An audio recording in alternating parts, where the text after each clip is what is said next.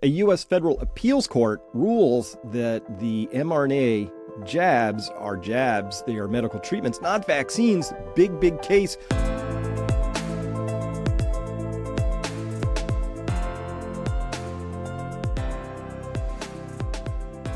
Hello, everybody. I'm Dr. Chris Martinson of Peak Prosperity here with another scouting report, June 11th, 2024. Let's go straight to it.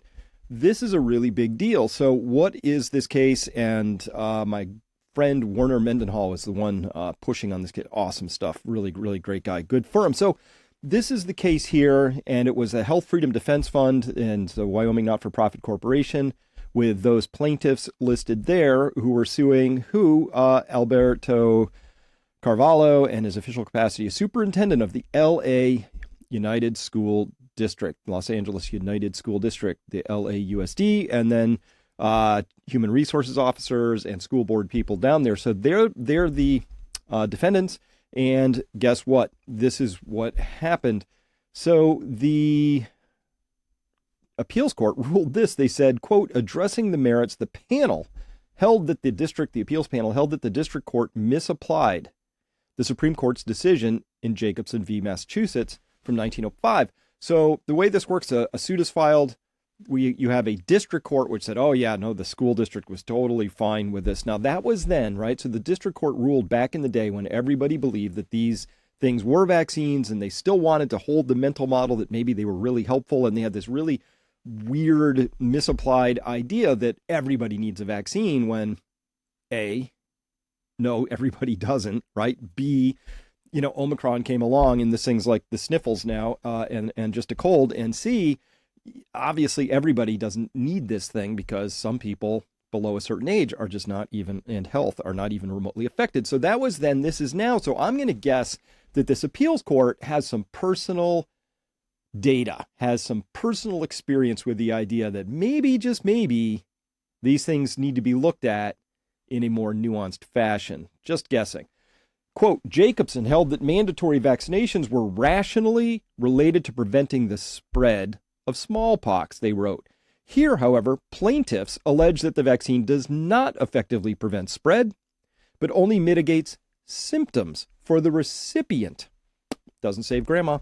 And therefore is akin to a medical treatment, not a traditional vaccine. And a traditional vaccine would both lessen the severity of what you're having, like smallpox vaccine, but also stop the spread of it, right? That was the whole idea. Remember, these jabs were sold to us originally by Fauci, everybody, Rochelle Walensky, everybody, Albert Bourla, CEO of Pfizer, everybody said, oh, if we want to get to herd immunity, we got to use these vaccines really quickly. They had no data for that, no data whatsoever. But of course, they ran with that silly idea. And then people like the school district in LA picked up on that idea and ran with it, including, unfortunately, a lot of doctors, OBGYN, other people who should have known better because it's their official job to wrestle with this kind of stuff and think it through thoughtfully. I mean, if your school board can't think things through thoughtfully, what business do they have teaching your children? It's a derivative question, all this. All right. So they said a traditional vaccine does both things, right? Lessen symptoms, stops the spread, right? Taking plaintiffs' allegations as true at this stage of litigation, plaintiffs plausibly alleged that the COVID-19 vaccine does not effectively prevent the spread of COVID-19. Thus, Jacobson does not apply. So they keep talking about this Jacobson thing. What is Jacobson? So you know me. I bring the receipts. That's my job. I brought it here to the U.S. Supreme Court, find the docket, and here's the actual court case. It's Jacobson v. Massachusetts, 197, U.S. 11, 1905. Primary holding, and this was argued on December 6th of 1904 and was decided by February 20th of 1905. It's a big, long case, a lot of very interesting precedent set here. But the primary holding was this, quote, a state may enact a compulsory vaccination law since the legislature has the discretion to decide whether vaccination is the best way to prevent smallpox and protect public health. So this is a smallpox case, okay? And carrying on, they say here that this is the way they were arguing this case. They said, well, smallpox is known of all to be a dangerous and contagious disease, and if vaccination strongly tends to prevent transmission or spread of this disease, it logically follows that children may be refused admission to the public schools until they have been vaccinated. So, but it rests on this idea that if you're going to require vaccination for people to come into a public facility like a school, and you can prove, and it's provable, that the vaccine stops the transmission, you can make that rational case. That's what they say, rationally decided, okay? And so you see everywhere, if you highlight it, the word spread is everywhere in the Jacobson decision. So it's an important concept because, they say here in this particular, that it was also true in Jacobson, that you have the fundamental right to refuse treatment. You should have the fundamental right to refuse treatment anytime, right? If you said, I've got cancer, they say, well, we really need to treat you. You look at the ratio between quality of life and quantity of life. You look at the side effects. A lot of people make the rational decision not to get medical treatment. By the way, as an aside, you want to know the one cohort of people who get the least amount of treatment for cancer is doctors. Doctors themselves will do everything they can to supply you with these things, but when it's their own turn at the plate, they just walk away. So, interesting aside. Now, but you have that right to refuse treatment. So they wrote here, the cause pursuant to more recent Supreme Court authority, compulsory treatment for the health benefit of the person treated, as opposed to compulsory treatment for the health benefit of others, implicates the fundamental right to refuse medical treatment. Okay? Compulsory treatment for the health benefit of the person being treated violates that fundamental right to refuse medical treatment, which of course is your right. You can always decide what you want to do and what's right because it's a nuanced, balanced decision. Your choice, right? And so they said here, down carrying on at the bottom sentence there, the defendants, that's the LA United School District, the defendants noted that the vaccination mandate was imposed merely as a condition of employment. But that does not suffice to justify the district court's application of a rational basis scrutiny. Like, it's just a condition of employment. We weren't coercing them. It's just you're going to get fired. These people, what happened to people's ability to be moral, rational, logical, and compassionate during COVID? It's like right out the window. LA School District, of course, part of that. So they wrote here, continuing on in this case, plaintiffs claim that the policy interferes with their fundamental right to refuse medical treatment. Fundamental right, not a privilege, a right. Their complaint's crux is that the COVID-19 vaccine, which they put in quotes, is not a vaccine. Traditional vaccines, plaintiffs claims, should prevent transmission or provide immunity to those who get them. But the COVID vaccine does neither, which is true. At best, plaintiffs suggest it mitigates symptoms for someone who has gotten it and then gets COVID-19, the vaccine. But this makes it a medical treatment, not a vaccine. At best, it mitigates the symptoms. That's the best thing it can possibly do. At worst, we now know that the more of these things you get, the more of your IgG4 builds up, the more your immune system gets compromised. In fact, some of the people I personally know who are the sickest and get COVID over and over and over again, they're terrified. They just dread going into public because they know they're going to catch it again. I haven't been sick in years now. And it's probably because I haven't gotten the jab. My immune system's highly regulated and I take plenty of vitamin D.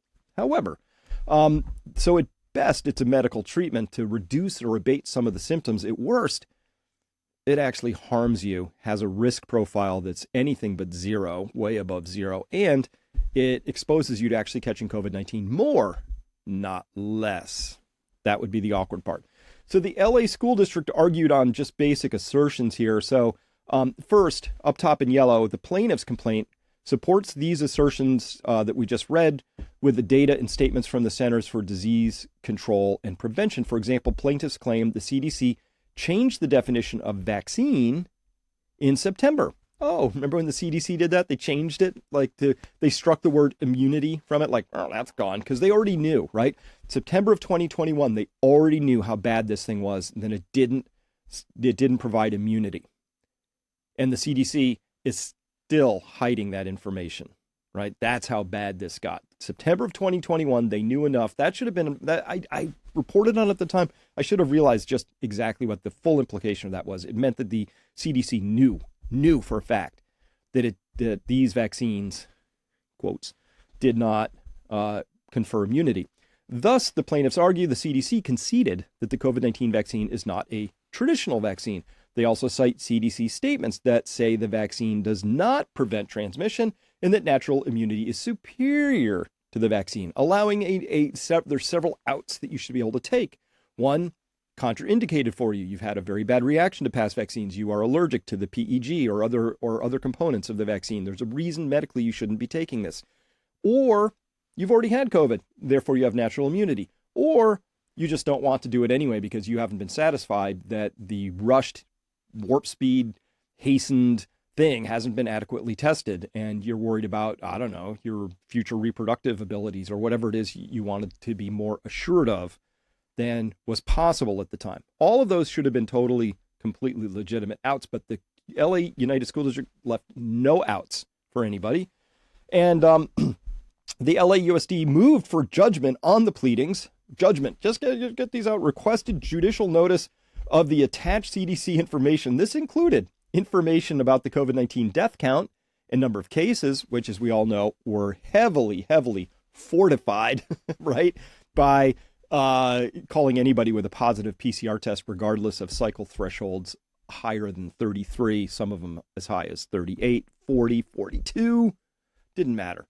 So the cases were not cases, they were detected viral fragments and possible false positives, probably a lot of false positives. That was a case. Remember, a case used to be, a case was you got sick and had to go to the doctor or the hospital. You sought medical treatment. That's a case. Everything else is an infection, and everything else was a detected presence of viral genome, some real and some false. Okay. At any rate, number of cases, that's what they presented. The plaintiff, the judge, sorry, the defendants, they presented COVID-19 death count and number of cases, as well as the vaccine safety and effectiveness. For example, they wrote, the CDC says that COVID-19 vaccines are safe and effective. That's what they just assertions are like, this is in our defense, Judge. The CDC said these things are safe and effective.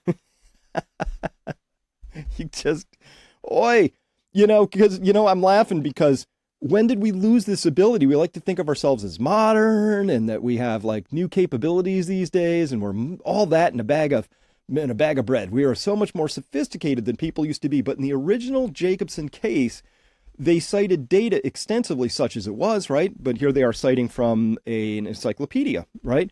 But look, they're noting here, well, there were this many deaths, and this many deaths happened in places where they had vaccination. The deaths were proportionally a lot lower, so mortality was down and cases were down. And they could cite a rational argument that said, when we use these smallpox vaccines, the outcomes are measurably improved, right? What we have instead on our side in this whole story is that as soon as the vaccines were introduced, excess deaths began to spike. That's a problem. You can't, there's no equivalent of this where you can cite a whole bunch of, we can't cite anything. We can't, there's literally no correlations I can find between the use of these so-called vaccines, but these mRNA medical treatments, and a lowered death count. Just doesn't happen, right? Not even, it's like once you peel back the onion and even if they try and narrow it down to these are COVID deaths, right? There may be some limited benefit within people of a certain age and a certain level of comorbidity. Absolutely. Could be. I bet you anything. But is a blanket thing used across all peoples? The data there is actually works against, militates against these jabs as being anything other than completely ineffective at best and very harmful at worst. So that's interesting to see that this is how it used to be done. You actually would have rational data-based arguments coming into your Supreme Court, and they would do rational data-based conclusions off of that. So writing here back again on the case we're discussing here, the district court got it really just very wrong. They wrote here in their opinion, the district court reasoned that Jacobson does not require that a vaccine have the specific purpose of preventing disease. It acknowledged the plaintiff's allegations that the vaccine did not prevent transmission or contraction of COVID-19, but it declared that these features of the vaccine further the purpose of protecting LAUSD students and employees from COVID-19, and thus the policy survives rational basis review. It's like, oh, Yeah, we know it doesn't prevent people from passing it on or transmitting the disease, but therefore it protects our students. That's my rational basis. The district court got this really wrong. They were the irrational district court. Carrying on, quote, this misapplies Jacobson. Jacobson held that mandatory vaccines were rationally related to preventing the spread of smallpox, which it was, and it actually did do that. All right, so that's a really astounding case. This actually opens up the door now that these things are not vaccines, therefore they may not be protected under the EUA and the PrEP Act and things like that, because this is now a medical treatment. And if it's a misapplied medical treatment, this actually opens up the door to all kinds of things. This could open up doctors, hospitals, Pfizer, our regulatory bodies to a whole new line of inquiry. So congratulations to everybody who filed that and got that through. I'm really proud about that. And by the way, I think it did possibly happen because there was at least, I'm going to guess, within that appeals court panel that they had some personal experience with this thing as not being all that safe and effective. That's where we get to common knowledge. We're getting dangerously close to this, where everybody knows that it's okay to say these things weren't safe and effective. And they weren't. Period. Full stop. We know that now. But that's starting to get through into the court system. So I would like to take you now to just a testimonial that came in recently so that those of you who are thinking of becoming a subscriber at Peak Prosperity, you really should. I'm going to invite you. You really should, because I do this kind of work all the time, save you a lot of time.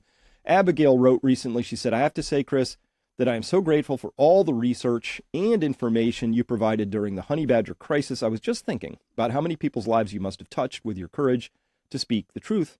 You gave affirmation to all those of us who perceived there was something wrong with the actions of our officials, media, government, and so-called experts. For many of us, it was the resurrection to full awakening to the evil of our times. I never can express the immense debt of thanks we owe to you and those like you who led us during the dark times and continue to do so. End quote. Well, thank you, Abigail, of course. And I get testimonials like this all the time. I am who I am. I can't help it. I will tell you what I believe to be true. And if it turns out not to be so accurate, I will correct it and move on. But this is what I do tirelessly. I'm a researcher, and I just find stuff, and then I also have the ability to present it in a way that people can actually hear it, and hopefully that changes their lives for the better. So with that, I am now going to turn to my subscribers at Peak Prosperity. We've got to talk about this. This is getting very spicy, what's going on over here, and I'm convinced beyond a shadow of a doubt that we are well on our way towards war with Russia, and that there are people in power who really desperately want this, and we have to connect that back to the elections that just happened across the EU, which went so-called far right, which means people who don't want this, right? If you don't want this, you're now far right. Of course, that demonization is breaking down. Safe and effective is breaking down. The narrative structure is breaking down. And of course, that's when things become the most perilous. So with that, thank you very much for listening. We'll be back with you next time. And congrats to everybody involved in this LAUSD case. Thanks for doing it. All right. Bye-bye.